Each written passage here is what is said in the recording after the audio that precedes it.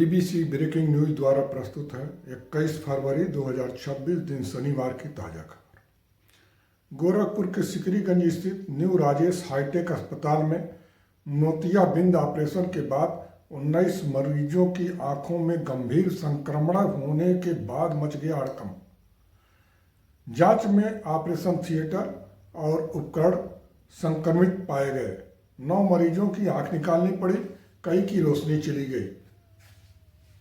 ADM की report के बाद सीएमओ ने अस्पताल को नोटिस जारी कर मांगा है जवाब और अस्पताल के सभी गतिविधियों पर रोक लगा दी गई। अगले सप्ताह लाइसेंस निरस्त करने का हो सकता है फैसला। एक और खबर कानपुर से है, जहां डीजे बजाने पर हुई कार्रवाई। प्राप्त खबर के अनुसार यूपी में चल रही बोर्ड परीक्षाओं के मद्देनजर कानपुर पुलिस ने ध्वनि प्रदूषण करने वालों के खिलाफ सख्त कार्रवाई की है।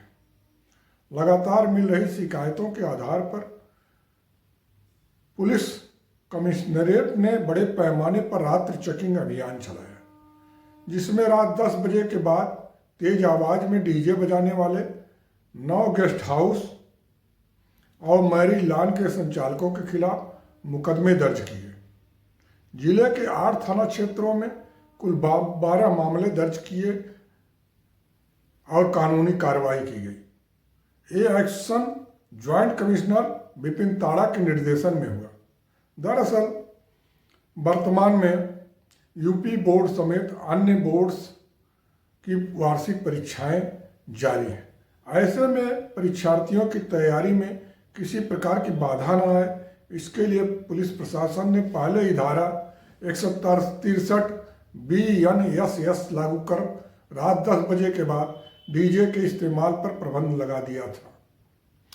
इसके बावजूद कई जगहों पर नियमों की अनदेखी करके देर रात तक तेज म्यूजिक बजाया जा रहा था, जिससे छात्रों को परेशानी हो रही थी। एक और खबर जम्मू कश्मीर के श्रीनगर से है, जहां शनिवार को हुआ बड़ा हादसा। सूचना के अनुसार श्रीनगर के सौरा के डकपोरा इलाके में एक बंकर गाड़ी के सड़क से फिसलकर नहर में गिर जाने के कारण हुआ हादसा। इस हादसे में कम से कम 9 CRPF जवान हो गए घायल।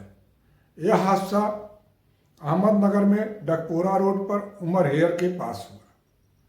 जानकारी के अनुसार वाहन के ड्राइवर ने गाड़ी पर से कंट्रोल खो दिया, जिससे वाहन नहर में जा गिरी। शुरू में CRPF के साथ घायल जवानों को हॉस्पिटल ले जाया गया। बाद में 2 और घायल जवानों को इलाज के लिए SKIMS सौरा लाया गया। सभी घायल जवान स्टेबल हैं। अधिकारियों ने बताया कि शनिवार को श्रीनगर के डकपोरा इलाके में एक सड़क हादसे में सेंट्रल रिजर्व पुलिस फोर्स के कई जवान घायल हो गए। घायल जवानों को इलाज के लिए शेर Kashmir institute of medical sciences में भर्ती कराया गया है।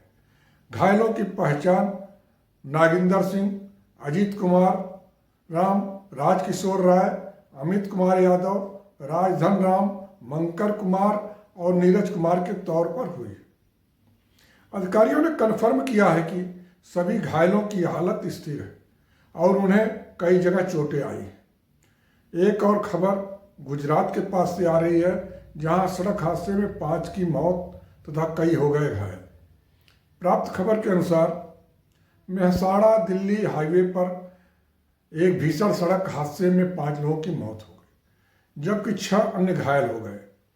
यह हादसा ऊंझा तालुका के उनावा गांव के पास काम्फी होटल के नज़दीक उस समय हुआ जब राजस्थान से लौट रही एक इको कार अचानक डिवाइडर से टकरा गई। उस कार में सवार सभी लोग एक ही परिवार के थे, जो शादी समारोह से लौट रहे थे।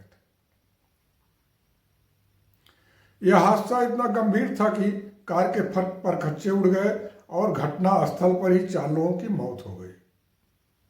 मृतकों में एक पिता, उसका पुत्र, एक महिला और एक बच्चा शामिल है।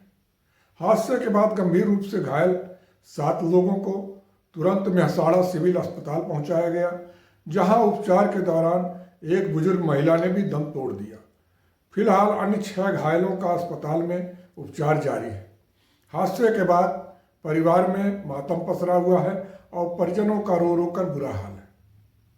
एक और खबर यूपी सरकार की तरफ से आ रही है, जहां मुख्यमंत्री योगी आदित्यनाथ जी ने किसानों को होली से पहले दी बड़ी सौगात। शनिवार को आयोजित कार्यक्रम में उन्होंने प्रधानमंत्री फसल बीमा योजना के तहत 2,51,000 किसानों को 285 करोड़ रुपए के क्षतिपूर्ति राशि सीधे उनके खातों में भेजी। साथ ही मुख्यमंत्री कृषक दुर्घटना कल्याण योजना के अंतर्गत 3,500 लाभार्थी परिवारों को 175 करोड़ रुपए की आर्थिक सहायता प्रदान किया। इस तरह कुल 460 करोड़ रुपए डीबीटी के माध्यम से किसानों और उनके परिवारों को हस्तांतरित किए गए। मुख्यमंत्री ने इस दौरान कहा कि सरकार ने बिचौलियों की भूमिका समाप्त कर पारदर्शी व्यवस्था लागू की है, जिससे लाभ सीधे पात्रों तक पहुंच रहा है। उन्होंने किसानों को होली की शुभकामनाएं देते हुए भरोसा दिलाया कि डबल इंजन सरकार हर परिस्थितियों में अन्नदाताओं के साथ खड़ी है। कार्यक्रम के दौरान मुख्यमंत्री ने बागपत, शामली, कासगंज और भदोही में उप कृषि निदेशक कार्यालय एवं मृदा परीक्षण प्रयोगशालाओं के निर्माण का शिलान्यास किया। इसके अलावा